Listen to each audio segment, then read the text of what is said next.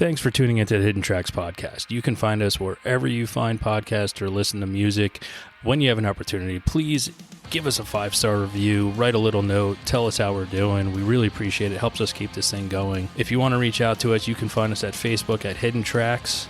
Instagram is at HiddenTracks99, and if you'd like to send in submissions or talk to us or give us any feedback about what we're doing, our email is myhiddentracks99@gmail. Thank you so much again for tuning in, and I hope you enjoy the show.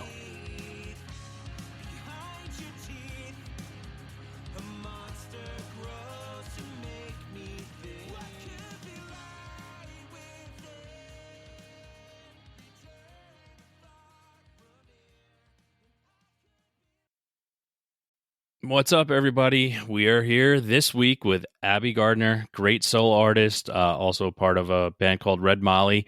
I'm not going to explain to you what her music is. She will do that for you. Welcome to the show, ABBIE. How are you? I'm good, Shane. Thanks so much for having me.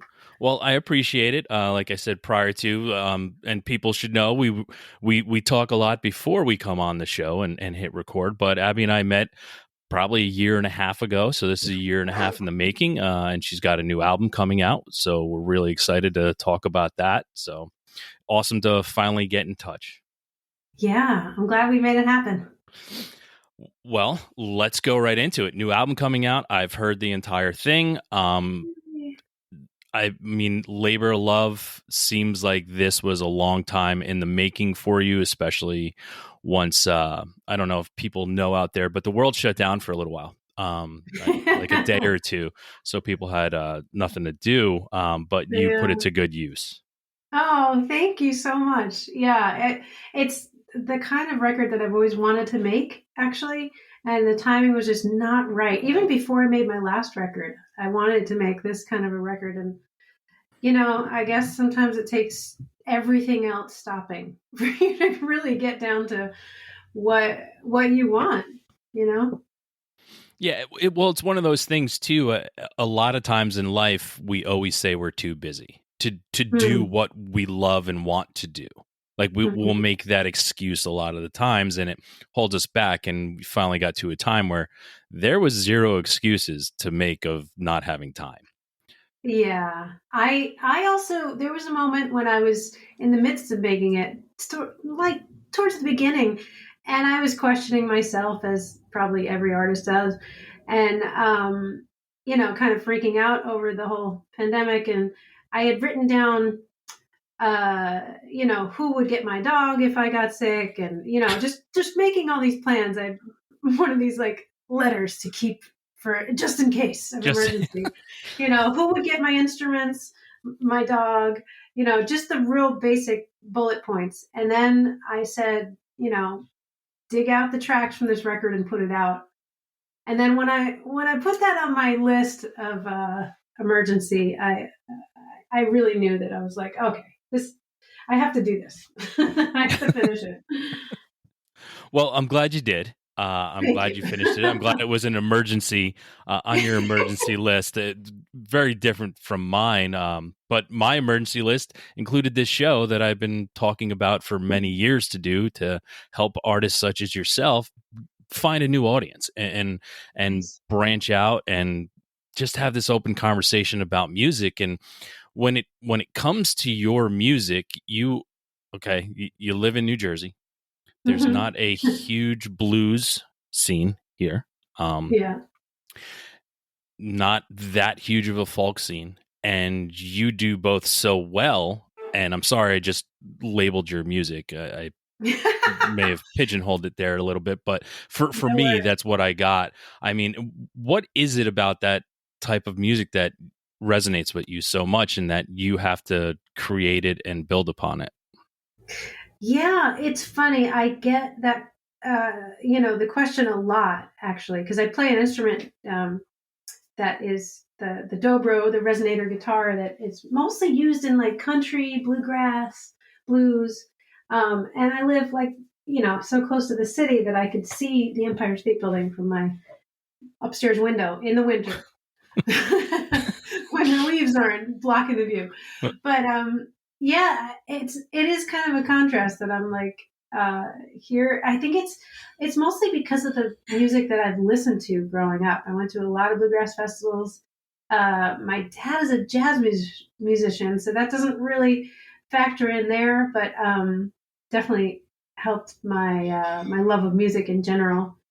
And then just growing up with older siblings and stealing my sister's Bonnie Raitt records, uh, all the music that I listened to, Kev Moe and Muddy Waters and Ray Charles. The first cassette I ever bought was a Ray Charles cassette. Nice. So, yeah, it's deep in me. Yeah, my wedding song was Ray Charles Over the Rainbow. So that's yeah. Very nice.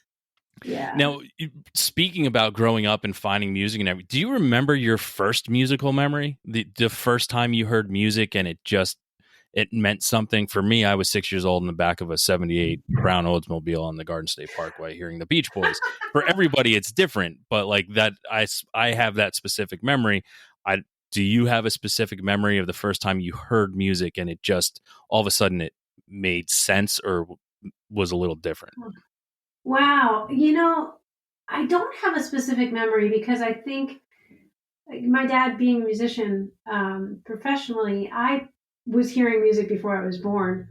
So I think it just seamlessly, it was just part of my life. We would meet people and it'd be like, "Oh, what do you play?" As like, your eyes are green and this person's eyes are brown, and that guy plays saxophone and you play flute, and it was just one of those facts of life for me. And coming from a musical family, I mean, what was the first instrument put into your hands? I started on violin, but that was really only because the school district forced you. I don't know. I don't know Well, what their they made game you plan pick was. an instrument, right? Yeah, yeah. Like, but first in third grade, you could only pick a stringed instrument. Um, in the orchestral family, and then in fourth grade, you could switch to anything else. So I had my heart set on flute, but I faked it on violin for a year. And I'll never forget my music teacher in third grade, Mr. Uller, calling you out, Mr. Uller, because he said you can't switch to flute. Like, he was convinced that I was really good because I never made mistakes because I was faking it the whole time. But he was trying to tell me, like, "Oh, you're never going to be good at flute. You should stick with the violin."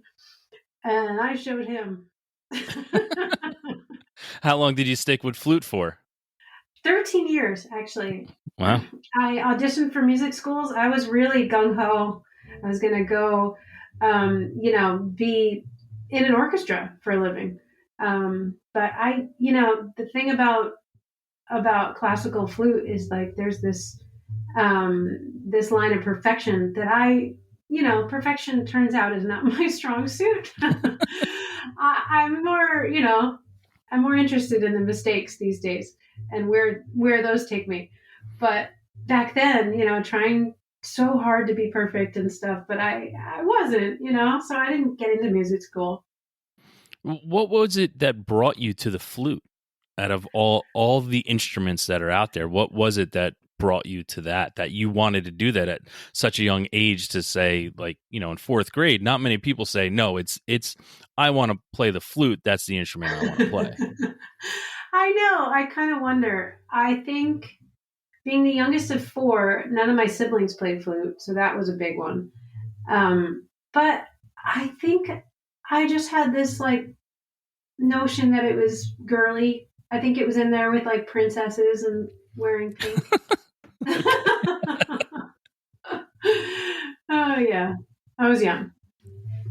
Now, while you were playing flute, did you dabble with other instruments, since you're coming from a musical family, or was it you were strictly pushing on that, or was there something else that you were finding that was catching your eye all the time?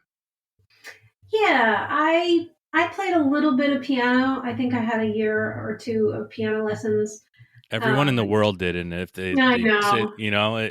it's one of those things. I say probably too many times here. If everyone stuck with it, there'd just be a world of piano players, because we Oh, all were yeah, like, "Hey, you're taking piano lessons."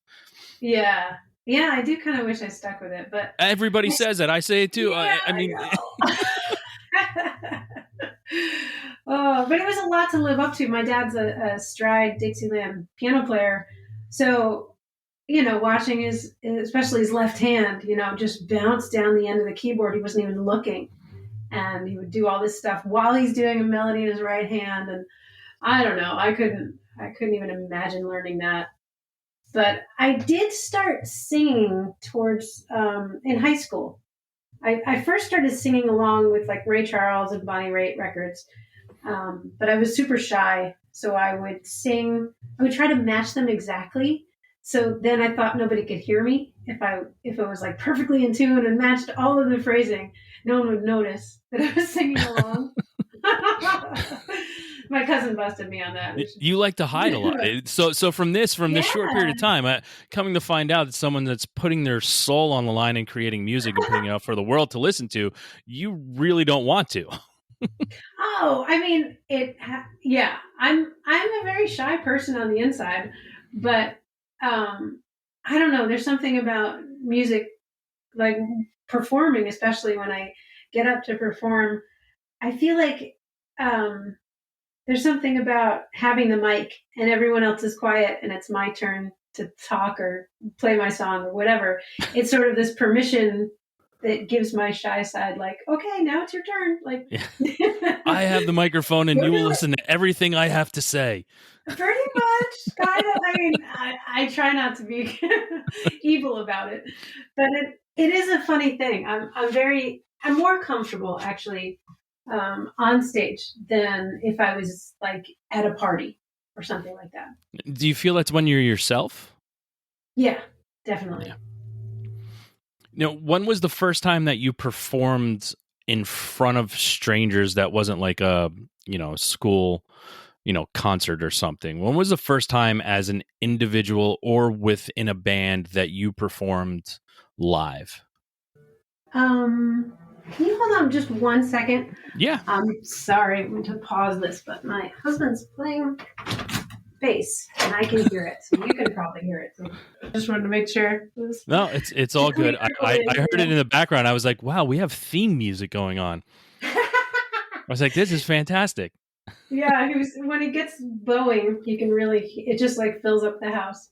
It's Listen, beautiful. it sounded beautiful on this end, so I'm fine No, with it. thank you. I'm saying thank you like it's Yeah, like it wasn't you. I mean, tell him I said it sounded beautiful. I mean, I'm I not. will. I'll compliment you later, and I already did at the beginning of the show. We'll I'm taking credit for it. but yeah, performing live Okay. for the first time. Yes, performing live for the first time. Wow. These are moments I probably should remember. I mean, I do remember very early on. We, my friend and I played "That's What Friends Are For" on flute as like Okay. a little flute duet Oh, in front Dionne of our Warwick. class. Yeah, Oh, I think it was like probably fifth or sixth grade, and yeah. it was outside of the usual band thing. Mhm. I don't know if it was I don't know what opportunity we would have to do that, but we did. And that was fun. Um, yeah. After that, it took a while before I was just playing by myself. I would say probably in college when I started playing guitar. That's when I started really, writing songs and feeling like I had a voice to say something on my own. And I mean, I hear that a lot when people, finally figuring out that they had something to say, especially when it comes to songwriting, because it's good songs are good songs. But when they resonate and people have something to say and it comes across in the music they create to it, it takes on a life of its own. So Yeah. when that happens, I mean, when you started to initialize and come up with songs and write songs, what was your formula? Were you just going off of like how you saw song structure? Because I know you now teach songwriting. So, I Right. mean, it's something that's carried on, but I mean, what's the beginning of that? What's that? It's like a life cycle. What's the beginning life, of creating a song and how you learn to do it? Oh, yeah. I mean, I was just completely reckless and fearless when I started writing songs. I had no business writing them, but I didn't know that at the time. I had just started playing guitar and I learned an E7 chord out of a book. And because that's like, one finger or something or two fingers. Hmm. And so it didn't hurt as much as the other ones. And it sounded so cool because it was a seventh chord. And I just started making up blues tunes that were just that one chord. And it was like this just burst of energy and inspiration and like fearlessness is the best way to describe it because I didn't know the songs were terrible. And it's kind of like the only way to get started. If I knew how bad they were, I would stop. So yeah, in that youth, you're just like, yes, I'm doing this. Do you remember the name of the Yeah. first song you wrote? Oh, it's terrible. It's so embarrassing. It's I not don't. even You a have to word. say it now. I asked you, so I need the answer. Well, yeah, that's true. I signed up for this, to be You did. honest. You did. I have the email to prove it. You agreed to it. Yeah, yeah. Okay. Well, the first song, it was called Hit It's not even a word, but I was listening to a lot of old blues tunes and I started singing this guttural sound of like hit hanging on. And that was the song. Yeah, should have called it hanging on, but I thought the Probably. noise was Yeah. cooler. Probably. Yeah. Yeah. I would say. I would say if anyone asked you that question again, say it was called "Hanging On." Yeah. See, Yeah. that's what I get for telling the truth. But I am so grateful that I I didn't know anything. I was feeling it and it felt so good and it wasn't for anybody else except me. So it's such a joyful thing when you can tap into something that just, lights you up. Well, it's a sense of discovery. I mean, that's Hmm. really what it is. I mean, whenever you discover something new, I mean, I think it's the greatest feeling in the world. I don't think anything matches that discovery feeling. Yeah. Especially for someone who grew up reading music. I was just, everything I played had to be written down somewhere and by someone else. Yeah. So that freedom of just making stuff up as I went along, I would sit out on my fire escape with my guitar and play E7 for an hour, just making up making up words and melodies, and it felt so good. Making up such hits as "Hit 'Em." Yeah, Yeah. exactly. So now, when you have that sense of discovery, you got the guitar in your hand. Now you're starting to write songs. When did you play that your first song that you wrote in front of someone? Yeah, I remember I went to school in Boston, so the summer after I graduated, oh, no, the summer before I graduated was when I started playing guitar and going to open mics.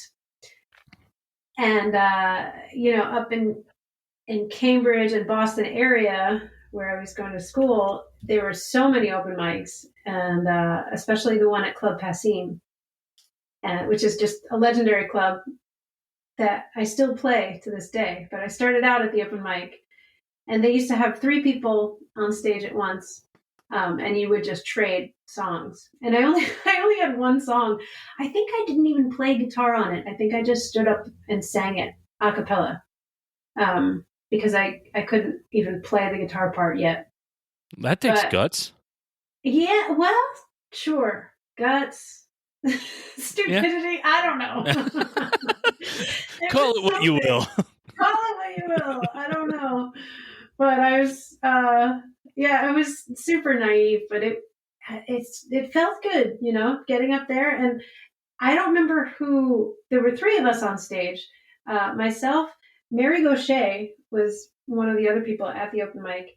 And then the third person, I wish I remembered who it was, but 2 out of 3 of us are professional songwriters, so not bad. Yeah, no, I mean, hey, listen, it just takes that one moment and for it to stick, and I think Mhm. that's a lot of the things too. There's when it comes to music for me, I hate when I find an artist or an album and it's a one shot and they're never heard of again. And it's that stick Uh, to itiveness. Wow, that came out correctly. The stick to itiveness that can just lead to bigger and better things, such as where you're at now, where you've had a crazy long winding road to so many different things, and it starts with that moment of doing it and then staying in that moment and just letting it go on. mhm. Yeah, not getting scared off too early. Now, when you when you're done doing that and you said, okay, I mean, because again, just thinking about you for a moment doing a cappella before you were comfortable with the guitar, Yeah.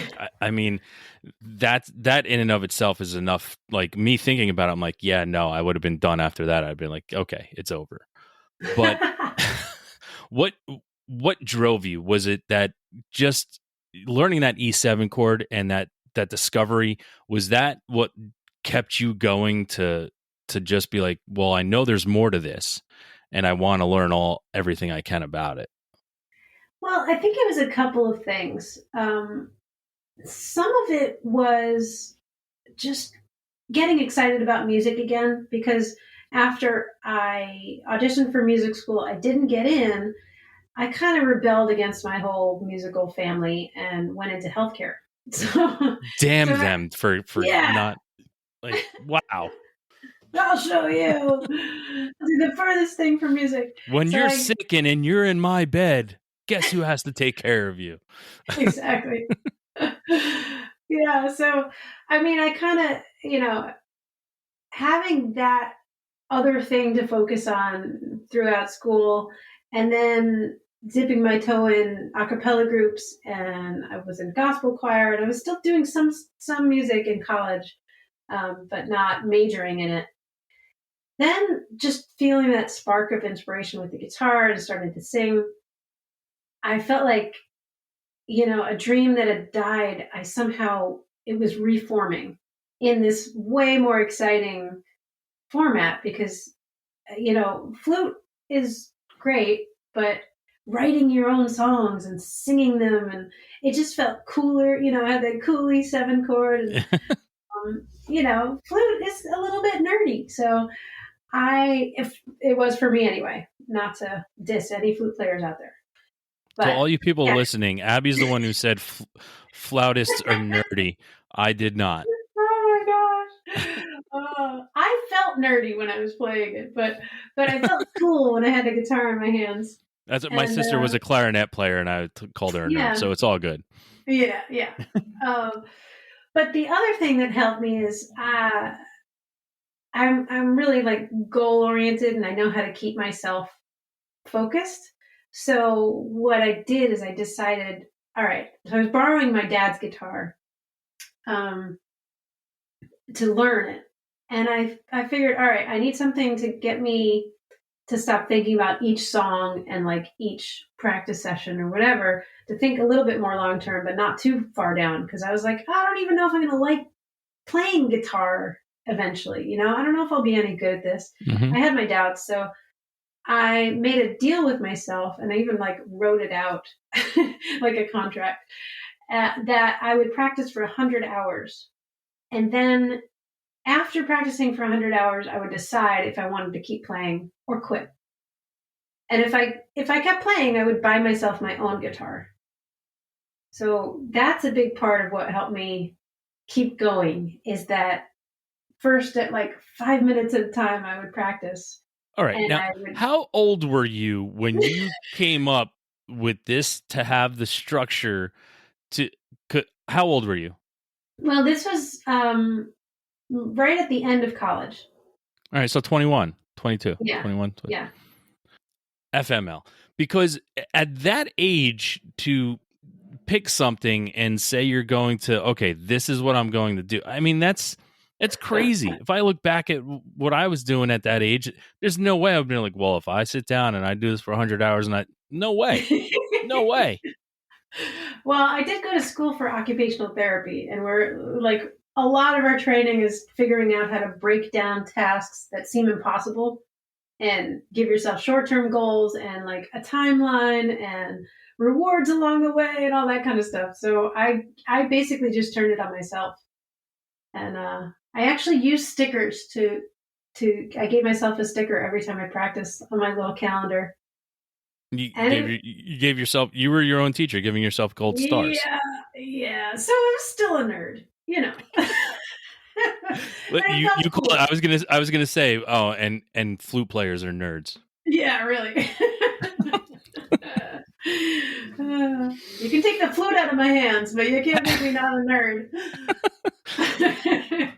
Well, when it comes to your music, if no one knew you were an artist and you and I met in a backyard at a backyard show, and if you don't know someone's an artist and you say, I'm an artist, what song of yours would you tell somebody to listen to that would best describe you as an artist? Oh, wow. Yeah, That's pick your favorite hard. child. Yeah, this is a pick your favorite child type of thing. That's tough because I tend to jump around different genres when I write.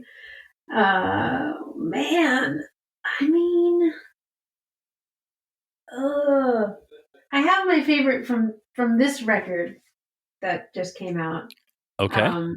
And that is Born in the City is the name of the song. And it's sort of like, it is somewhat autobiographical,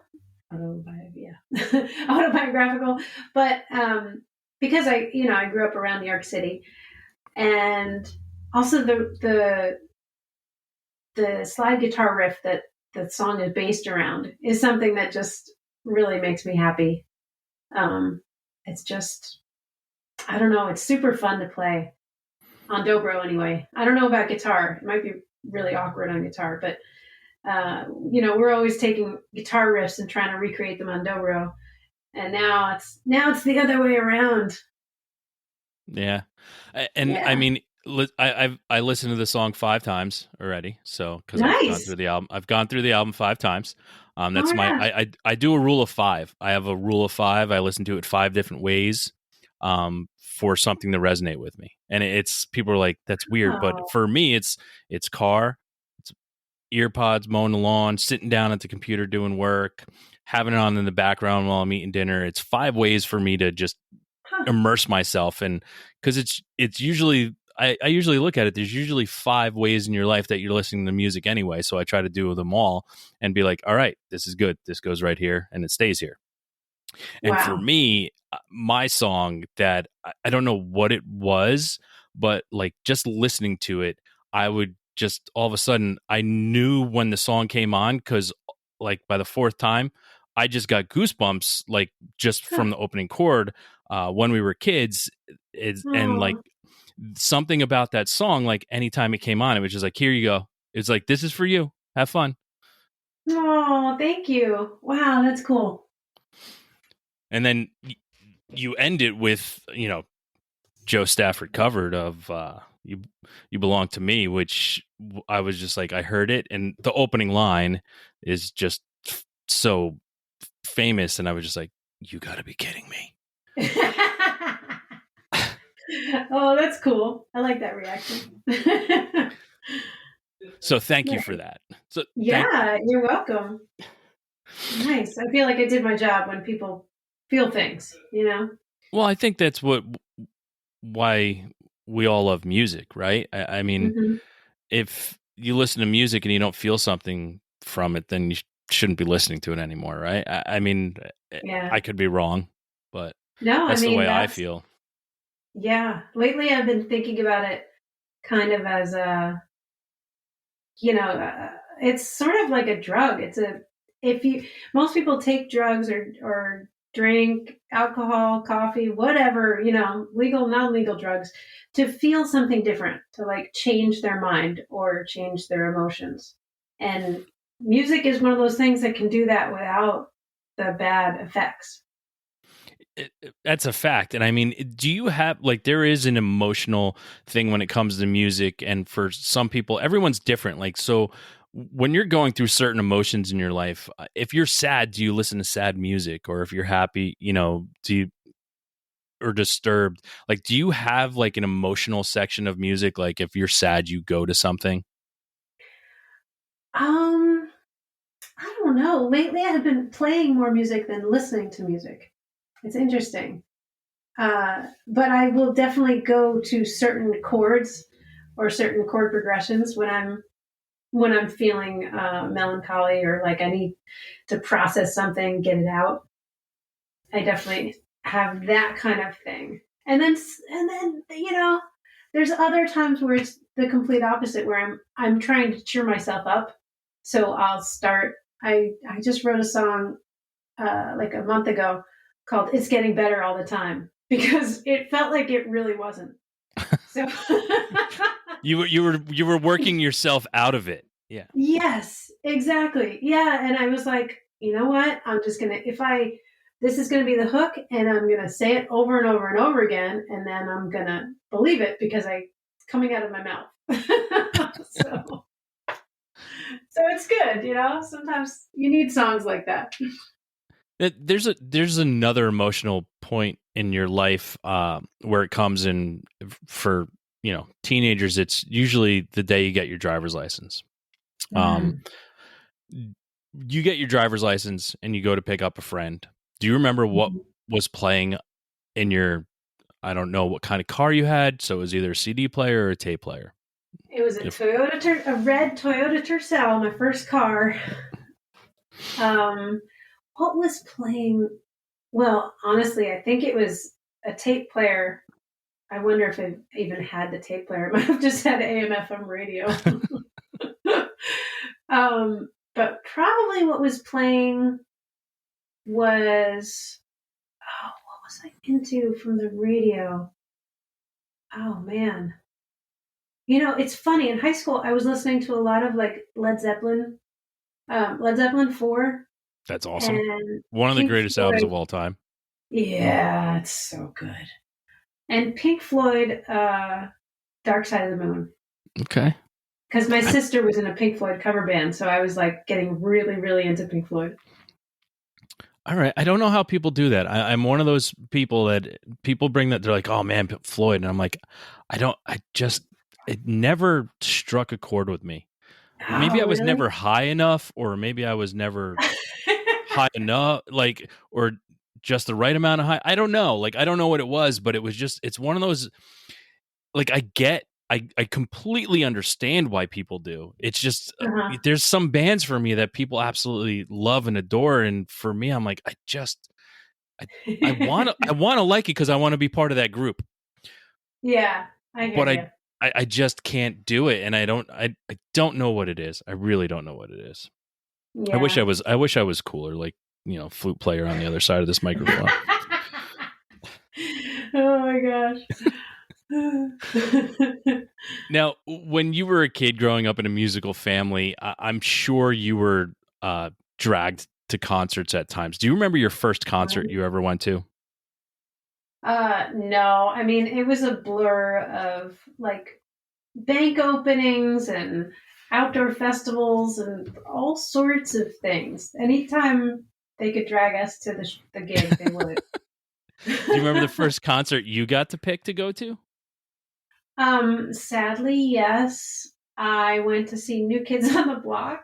Listen, listen. It was a time in the world. It's Uh, okay. It's not. Sadly, they were huge. Okay, they Huge. were That was my huge. first stadium show, anyway. Yeah, Yeah, I saw tons of like live jazz, but that was just always around, And also like bluegrass festivals, I saw Del McCurry and Jerry Douglas at early ages, but it wasn't really, I wasn't like I didn't have to sit in a specific seat and be pointed at the stage and watch the whole time. I yeah. was usually just dancing around like in the mud next to the stage. Yeah, little girl just dancing around while you're at a Mhm. festival somewhere. Yeah, that's Yeah. I s- I see those kids and I wish that I was one of those at one time. I Oh, didn't yeah. I didn't have that luxury. I mean, I was dragged to Kenny Rogers and Barbara Mandrell concerts when I was a little kid. Well, So, I mean, nothing wrong with Kenny Rogers. I mean, well, that's when you're country. when you're 5, 6, 7 years old and you got to see him 3 years in a row, there's a little something wrong with Kenny Oh, Rogers for me. yeah, I get it. Yeah. Yeah. But New Kids on What the Block. I mean, listen, a lot of people that's what they have. I mean, and it's one of those things where like I had thought about it, and if someone had asked me, like when they just did the NK, you know, tour with what was it, Backstreet Boys too, I was like, Oh, I don't know. yeah. If someone asked me, I might have gone to that just to see, like just out of curiosity, Oh, and been yeah. like, all right, what's it like 30 years later? Are they Oh, still hanging tough, or are they not hanging tough? Like, I don't know. yeah. No idea. Uh, Uh, Now, you've performed quite a bit throughout your life.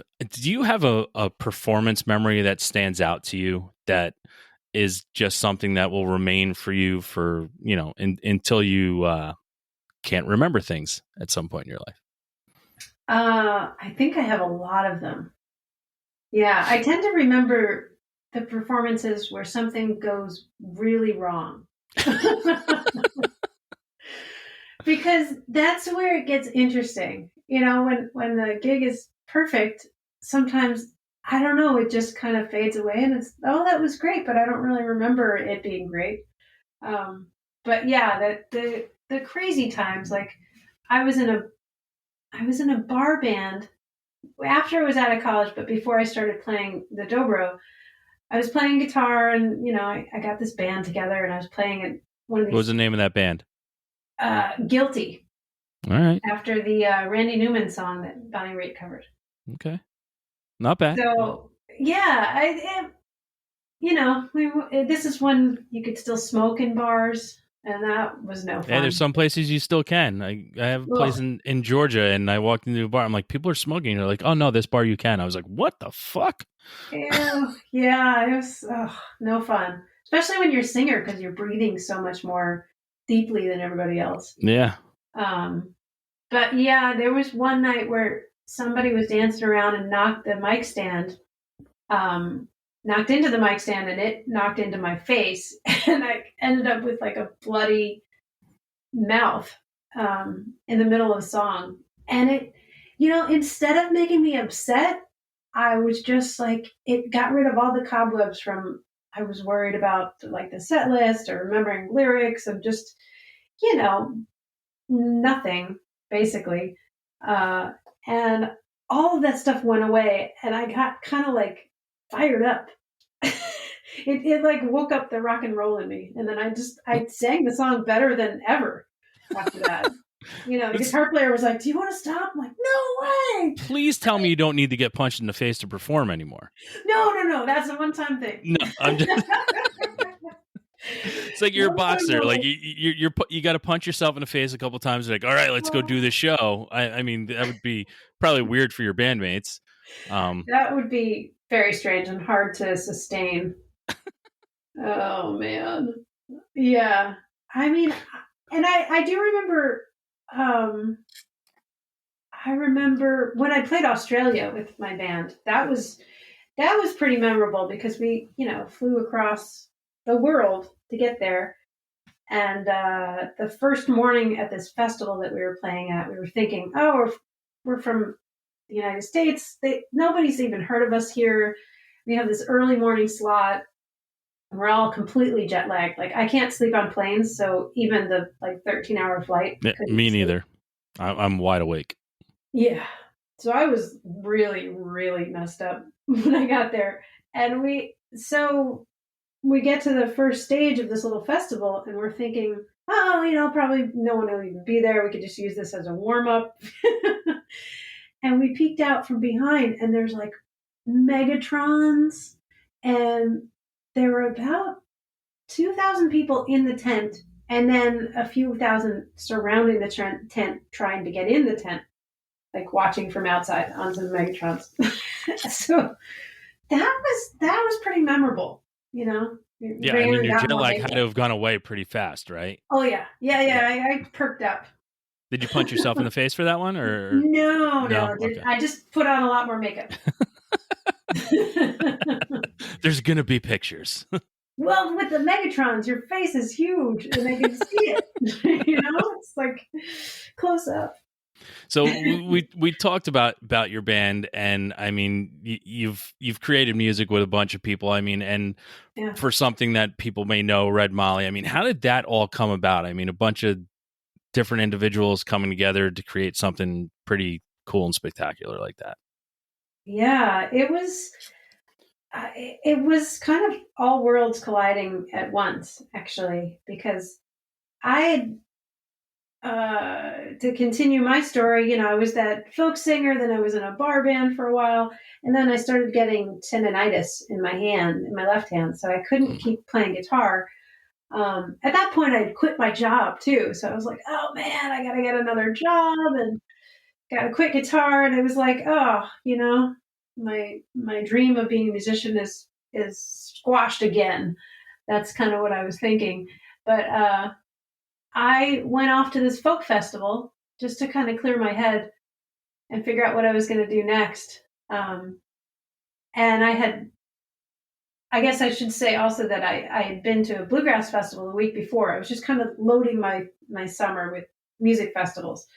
Um, and Which I is a had, brilliant thing to do, and I encourage people to do that. yes, yes. Oh man, if you want to change your mind, definitely go to one of those. Um, so I went to the bluegrass festival that I'd grown up going to, but I was kind of seeing in a different light. When I saw Jerry Douglas on stage, and I was thinking like, I love that sound, that slide guitar sound. I just love it. And I was thinking about, as an occupational therapist, I studied a lot of anatomy and kinesiology, and I knew that I was watching him play, and I was thinking, oh right, yeah, if like a little bit of wrist extension instead of bending my wrist forward to play guitar, you could have it a little bit extended to play dobro, kind of lap style. And I was just thinking, oh yeah, that like takes the pressure off my wrist, and mechanically it helps your fingers work a little easier with less friction. And it was kind of this moment of like, I should play dobro. Yeah, that's what I'm gonna do. And I bought a dobro that day. And Really, then I that brought day. it. Yeah, that day I bought the dobro, and I brought it the next week to this folk festival where my friends were camping. My singer songwriter friends were all camping together, and we weren't part of the like cool campground. No one was asking us to sit into their song circles or anything like that. We were just kind of hanging out, and I my mean, you said friends. it earlier in the show, nerd. You were a bunch of Yeah, nerds. Nobody oh, wanted you. I get it. totally. Yeah, a bunch of nerds off in the corner.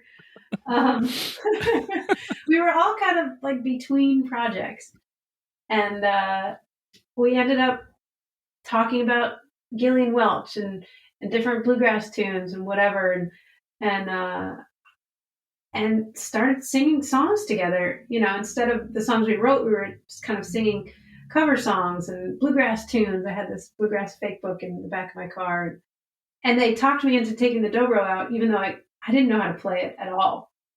But I went back to my, well, I can play one chord. It's tuned to an open G, so let's play everything in G.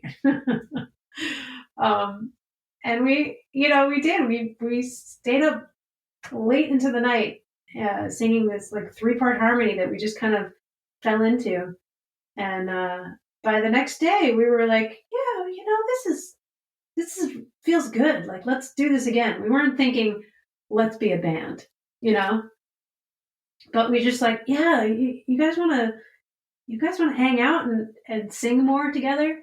And we just kept doing that. And eventually we got gigs, and it was, it was really the most organic thing, because it wasn't never really a choice that, oh, let's make a band and tour the world. Yeah.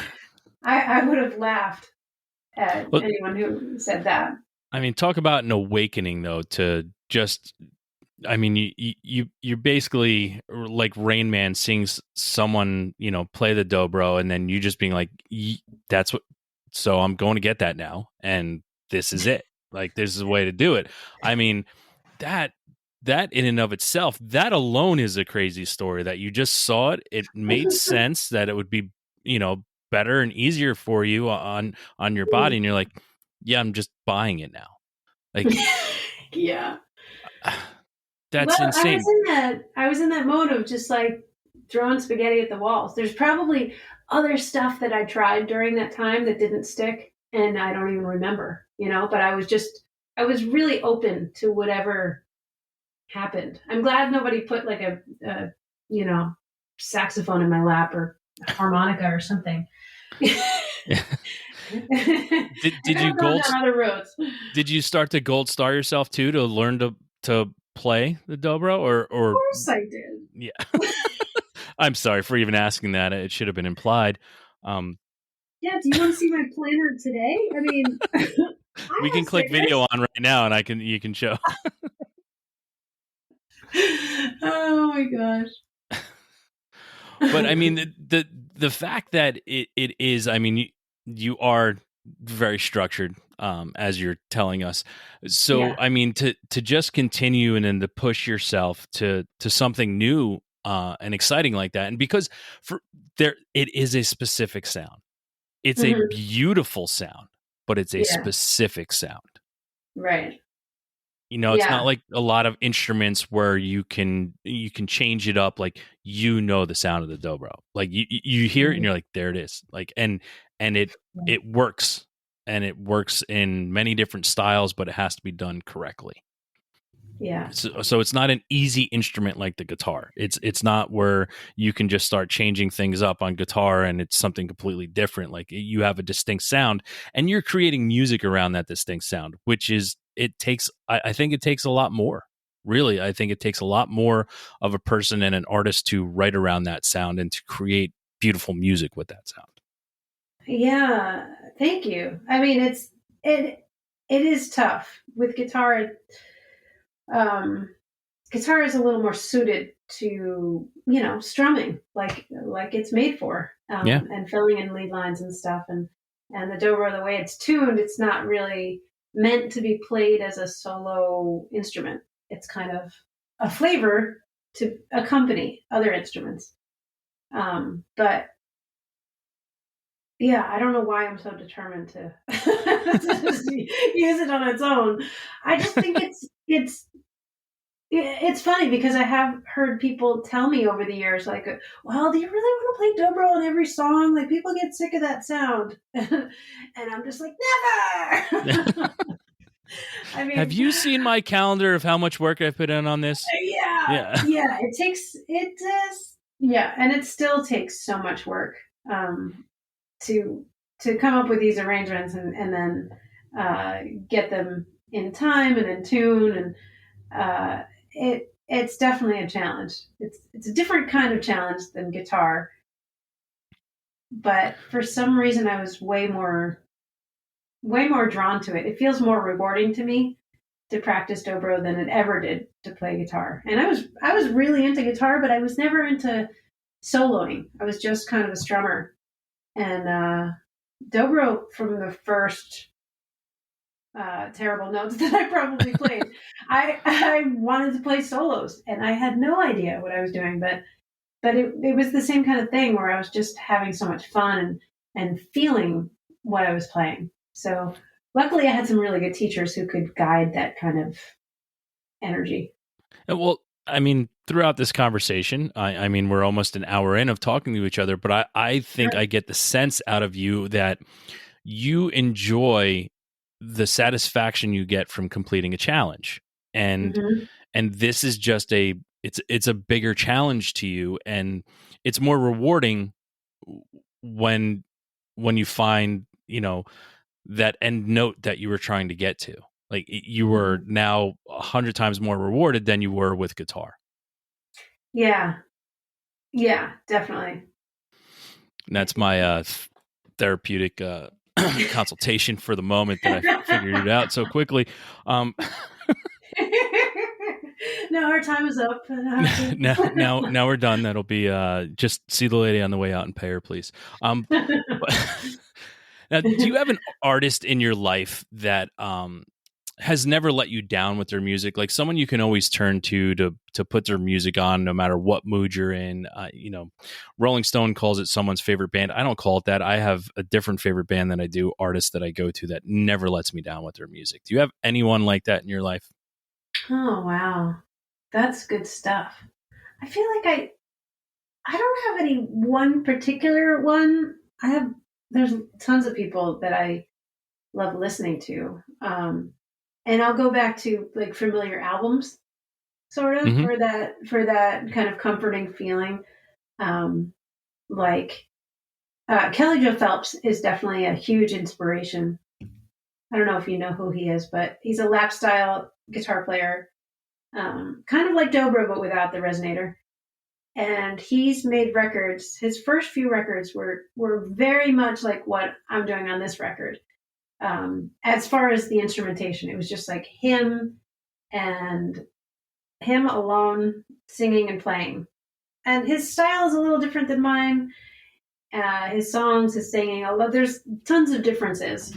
But he's kind of that's what got the bug for me to want to make this kind of a record and to see if I could on Dobro.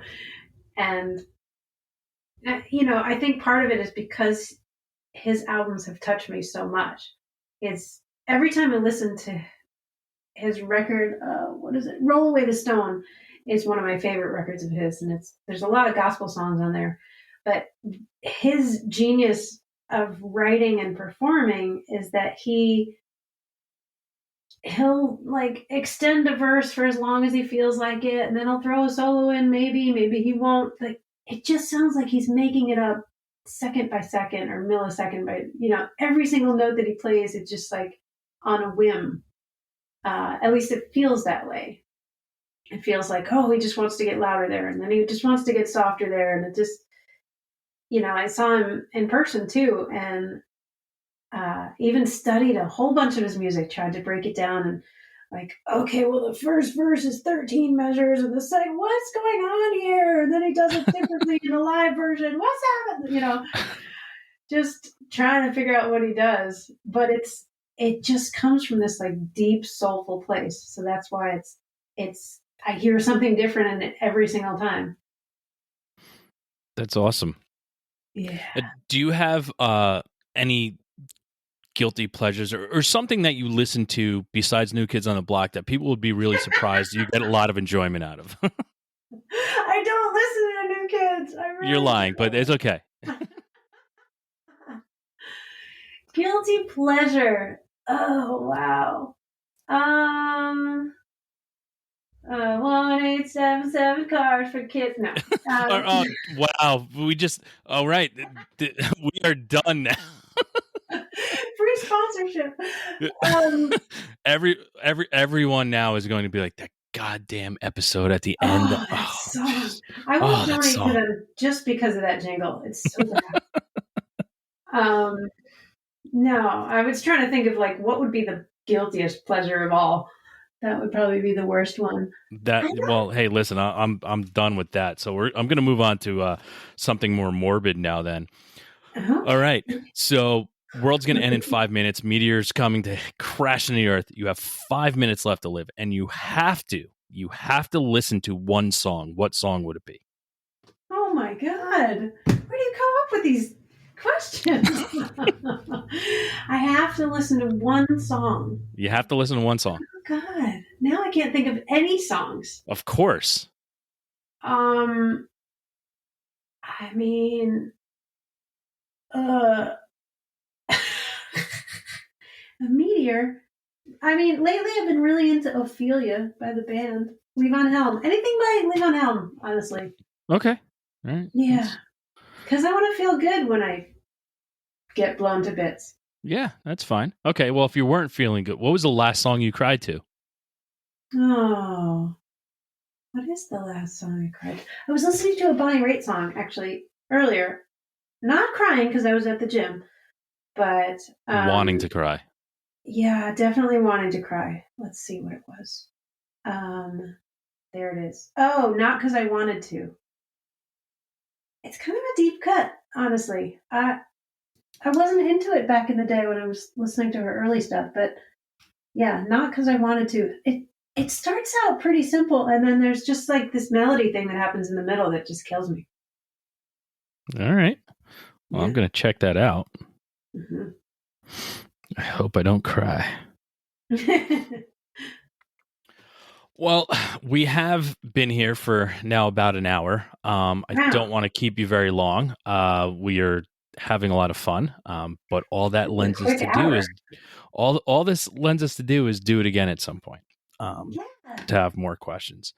So right now, I would like you to tell everyone how to find everything that you're doing with your album coming out May 13th, if I'm correct. Yes, May 13th, the album Yeah, comes out.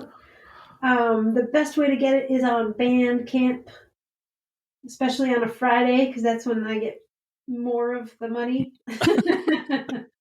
a little more of the So, money, but a little more of the money, yes. that's the only time I purchase on Bandcamp is on Fridays. So Yeah.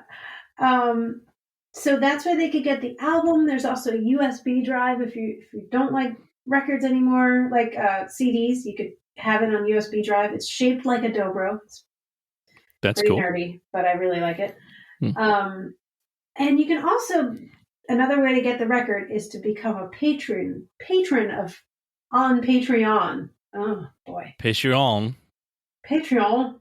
Um, I started a Patreon account and I thought it was going to be a lot of homework, but actually I love it.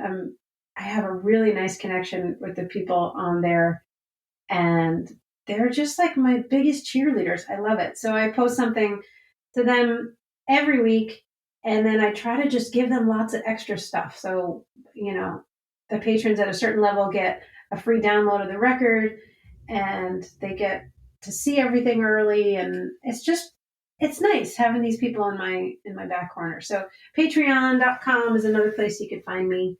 I guess you would have to put the slash What are behind your me. handles? What are your slashes and handles throughout the social media scene? On the social medias, I am at Abbie G Music, and that's Abbie spelled ABBIE G Music. And I think some of them are my full name. So if you don't find me on the Abbie G Music, you can find me at just Abbie Gardner. We'll have them all in our links when this episode premieres for you. So Great, great, and lots of stuff on YouTube too. I've been having fun posting things on YouTube and making instructional videos too. Those are you could see me in my backyard trying to explain things. It's pretty do you fun. hand out gold stars virtually to other people? I absolutely do. I love Awesome. it. Yeah. Well, we are now into our final segment. It is our weekly threes. It is three things that you are listening to that you would like people to check out.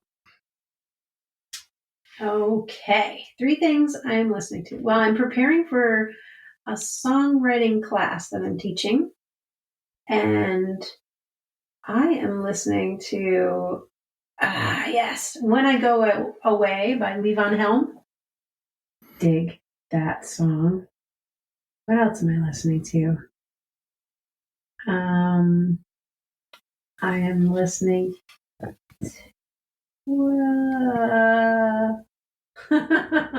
this is the part you need to edit. Scrolling, scrolling, scrolling. Scrolling, trying to look through my songs. Oh my gosh.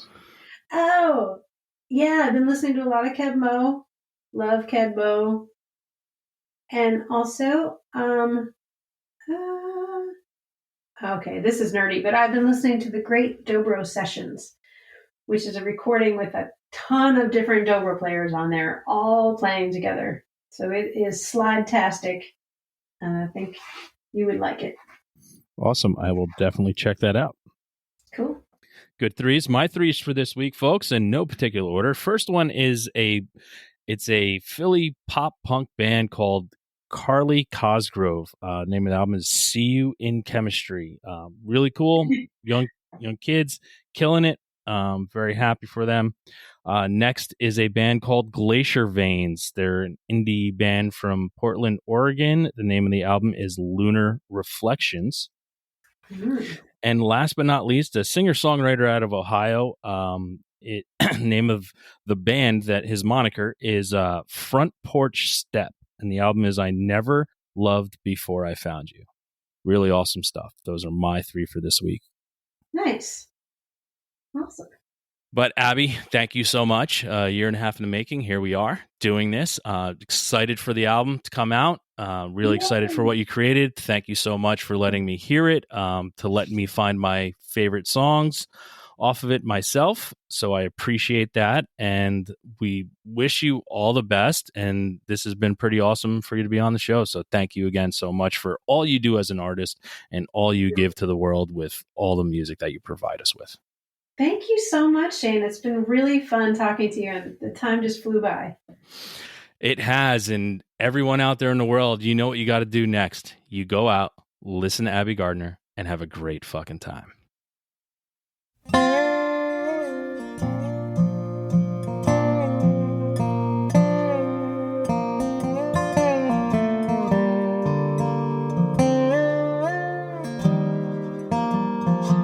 I'm learning French, got 10 conjugations. You always said we'd go someday. I'm counting the stars in each constellation, as if Orion could lead me back to you. I am restless, this feels endless. Even time holds her breath, wondering where or when I will see you again.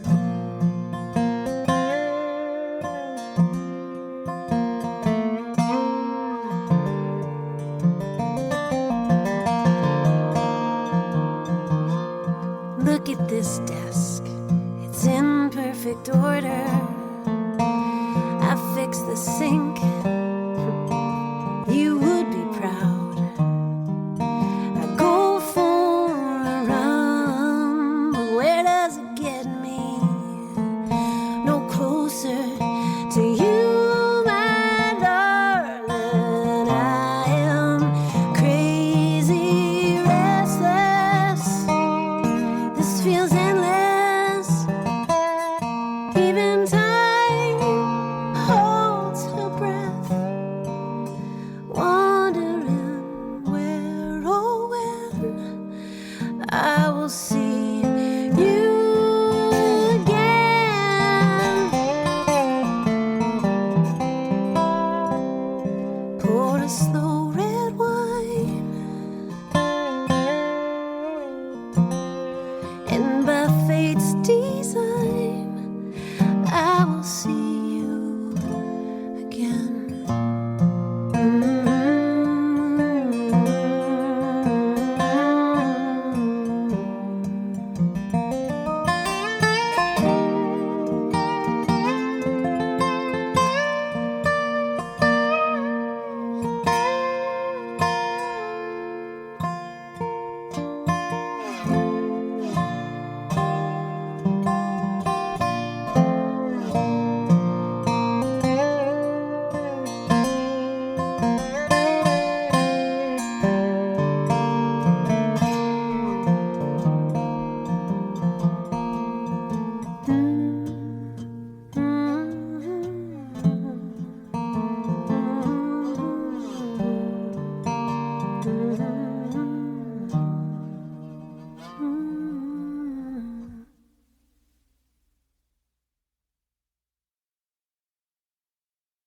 Thanks again for tuning into the Hidden Tracks podcast.